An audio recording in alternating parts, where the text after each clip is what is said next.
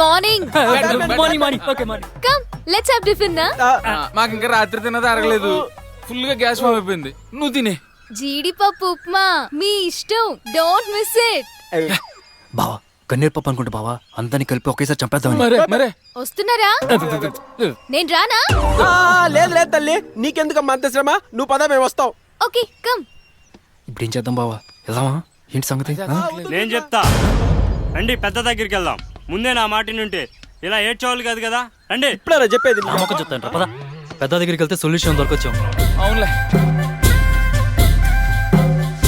ముందు ఆ అమ్మాయికి పట్టిన దయ్యాన్ని వదిలించడానికి ప్రయత్నించండి. ఎందుకు మేమే ఈ ప్లేస్ వెళ్ళిపోతే ప్రాబ్లం సాల్వ్ అయిపోతుంది కదా. పిచ్చదవా, దాన్ని తీసుకొని సిటీకి వెళ్తే కింగ్ కాంగ్ లీవ్స్ పార్ట్ 2 చూపిస్తుంది. చూడు బాబు, ఎవరికైనా ఒకసారి దెయ్యం పట్టింది అంటే దాని కోరిక తీరే వరకు అది వాళ్ళను వదిలిపెట్టదు. ముందు ఆ దెయ్యం దారి మరలించండి, ఆ తరువాత మీరు దారి మళ్ళండి.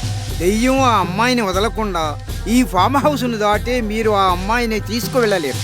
అంటే ఇన్కమింగ్ మన ఇష్టం అనమాట, అవుట్ గోయింగ్ ఆ దెయ్యం పర్మిషన్ కావాలా? ఏంటి పెద్దయినా, ఏంటి నువ్వు అనేది? అసలు ఆ దెయ్యానికి ఏది ఇష్టమో కనుక్కొని ఆ పని చేయండి.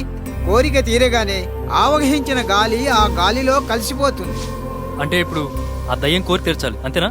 ఏం తీర్చుకుంటావో దాచుకుంటావో నీ ఇష్టం, అయినా కోరికలు తీర్చడంలో నీకు నువ్వే సాటి బాసు. కావాలంటే ఈ బ్రోకర్ కి బాల్ గడ్ హెల్ప్ తీసుకో.